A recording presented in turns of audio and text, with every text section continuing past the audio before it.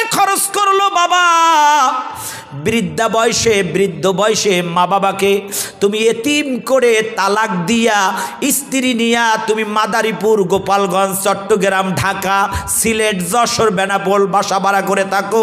মা কাঁদে আর বলে, সন্তান রে কামাই খাইবার আশা নাই, চোখে ভালো দেখি না, বৃদ্ধা হয়ে গেছি, আল্লাহ ভিক্ষা করে খাবো, তারপর সন্তানটাকে এনে দাও, আমি মরার পরে আমার লাশটা যেন আমার নিজের সন্তান কবরে নামাতে পারে।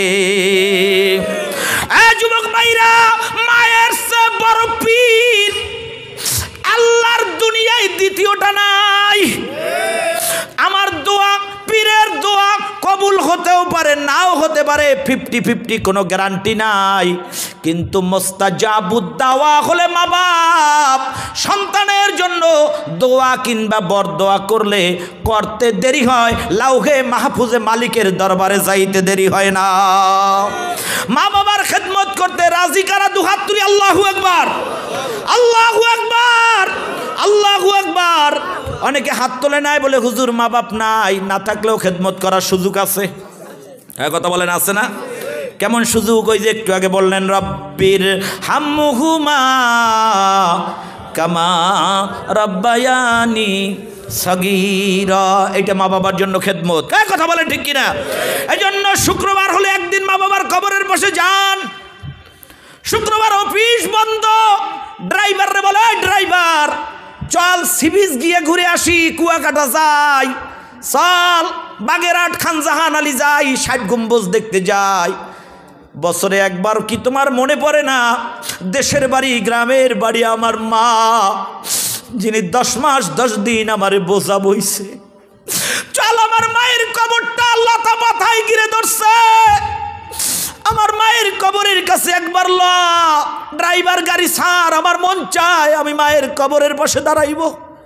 আল্লাহর নবী বলে, কারো যদি দিল নরম না হয় কবরের পাশে যাও, না হয় মেডিকেলে যাও, মেডিকেলে গিয়ে দেখো কিছু মানুষ সেরা কাটা, ওইটা দেখে তুমি বলবে আলহামদুলিল্লাহ আল্লাহ তুমি এদের থেকে আমারে অনেক ভালো রাখছো।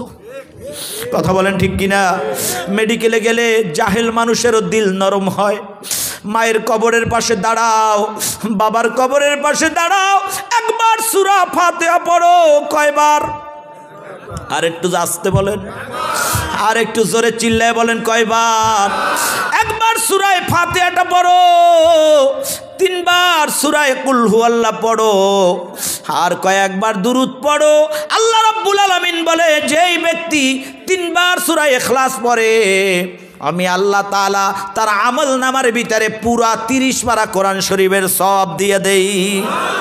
হাদিস শরীফে আমার নবী বলে, ও সাহাবীরা শোনো, জিবরাইল বলেছে, আল্লাহ তাআলার কাছ থেকে জিবরাইল খবর নিয়ে আসছে, কেউ যদি এই সূরাটা 6 বার পড়ে, সূরা ইখলাস কয়বার? তাহলে 2 খতম কোরআন শরীফের সওয়াব আল্লাহ তাআলা তার আমল নামায় লিখে দেয়। তাহলে কয় পারা হইল? 30 60 পারা। সুবহানাল্লাহ বলেন। এই সূরাটা যদি কেউ 9 বার পড়ে আল্লাহ তাআলা তার আমল নামার ভিতরে আল্লাহ রাব্বুল আলামিন, ভাইরা আমার, 90 খতম কোরআন শরীফ তেলাওয়াতের সব আল্লাহ তাআলা তার আমল নামায় দিয়ে দেয়। এবারে নবীজি বলেন, সাহাবী শোনো, এই সূরাটাকে যদি 9-এর সাথে আর একবার বাড়াইয়া কেউ 10 বার তেলাওয়াত করে আল্লাহ তাআলা নিজ জিম্মায় জান্নাতের মধ্যে তার জন্য একখান ঘর বানাইয়া দেয়। হাদিসের কথা, এটা আমার বানানো কোনো গল্প বলতে আসি নাই। তাফসিরে মাজাহারিতে কাজী সানাউল্লাহ পানিপত্তি রহমাতুল্লাহ আলাই ভাইরা আমার, যিনি তাফসির লিখতে গিয়া মহাসমুদ্রের গভীরতা মাপছে। সুবহানাল্লাহ বলেন। এই পৃথিবীতে সবচেয়ে গভীরতা সাগর প্রশান্ত মহাসাগর, যা ফিলিপাইন দ্বীপসারের কাছে 36,000 ফিট পানি আছে। পৃথিবীর দ্বিতীয় গভীরতা সাগর আটলান্টিক মহাসাগর, যার গভীরতা 34,000 ফিট। পৃথিবীর সবচেয়ে উঁচা পর্বত হিমালয়, যার উচ্চতা জমিন থেকে 32,000 ফিট। কিন্তু কোরআনের আলিফের গভীরতায় যেতে পারছে পৃথিবীর কেউ? জোরে বলেন পেরেছে। এজন্য নবীর কাছে একজন তাফসির কারক ছিল, যিনি নবীর কাছে তাফসির পড়া শিখছে। সুবহানাল্লাহ বলবেন না? নবীর মুখে তাফসির শিখেছে রাইসুল মুফাসসিরিন হযরত আব্দুল্লাহ ইবনে আব্বাস রাদিয়াল্লাহু তাআলা আনহু। নবীর কাছে ফেকা পড়ছে রাইসুল মুফাসসিরিন হযরত আব্দুল্লাহ ইবনে মাসউদ রাদিয়াল্লাহু তাআলা আনহু। ওই আব্দুল্লাহ ইবনে আব্বাসকে বলা হলো, ও আব্দুল্লাহ ইবনে আব্বাস, আপনি বলেন কোরআনের কিছু শব্দ আছে যার অর্থ খুঁজে পাওয়া যায় না, যেমন আছে নুন, আছে না? সূরা শুরু হয়েছে কি দিয়া? শুধু নুন দিয়া। সুবহানাল্লাহ বলেন। সূরার শুরু হয়েছে তাহা মা আনসালনা আলাইকাল কুরআনা লিতাশকা। যারা চিল্লে এখন সুবহানাল্লাহ। কোরআন শরীফের জায়গায় জায়গায় আছে আলিফ লাম মিম, আছে না? জায়গায় জায়গায় এইভাবে কিছু শব্দ আছে, এর অর্থ কি?